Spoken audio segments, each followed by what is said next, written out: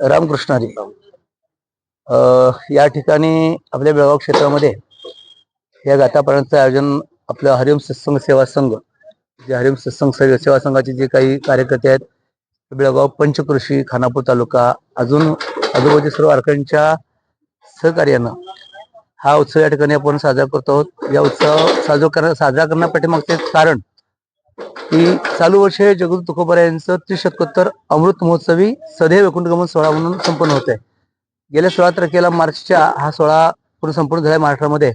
आपल्या बेळगाव भागामध्ये हा उत्सव व्हावा म्हणून आमच्या सर्व वारकरी बांधवांनी थोड्या याच्यामध्ये मन घातलं आणि या उत्सवाचा आता या ठिकाणी सुरुवात होते.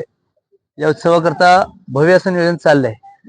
या उत्सवाकरता हा मोठा सभामंडप टाकला. याच्यामध्ये सर्व संतांचे वंशज येणार आहेत कीर्तन प्रवचन करण्याकरता.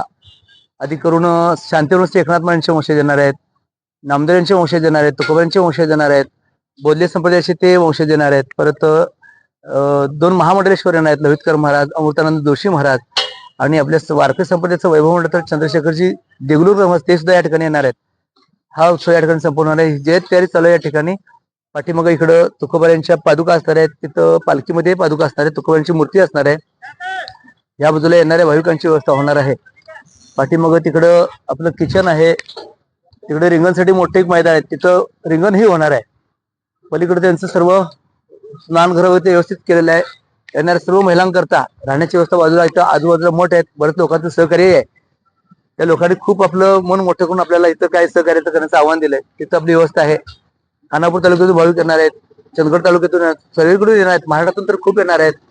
आणि मुख्य म्हणजे या ठिकाणी उद्याची जी मिरवणूक आहे ती आपल्या चन्नम्मा सर्कल गणपतीमध्ये बसून निघणार आहे. तिथं त्या पालखी सोहळ्यामध्ये तुकोबांच्या हत्ती, घोडे, उंट असं अगदी राजेशाही पद्धतीनं महाराजांची ती मिरवणूक निघणार आहे. सर्व भाविकांनी, बेळगावच्या सुद्धा भाविकांना मी सांगू इच्छितो की त्या सर्वांनी त्या सोहळ्यामध्ये सहभागी व्हावं, या ठिकाणी सहभागी व्हावं. या ठिकाणी दररोज तुकोबा यांच्या वाङ्मयाचं पारायण होणार आहे सकाळी 7 वाजल्यापासून.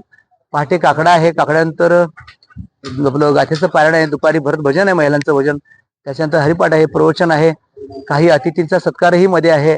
संध्याकाळी 7 ते 9 या वेळेमध्ये कीर्तन होणार. त्याच्यानंतर इथं उपस्थित असणाऱ्या सर्व 15 ते 20 हजार भाविकांना भोजन प्रसादाची व्यवस्था आहे. दुपारी 2 वेळचं भोजन, दुपारचं भोजन आहे, रात्रीचं भोजन आहे, सकाळी नाश्ता आहे.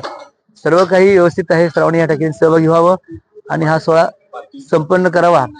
इकडं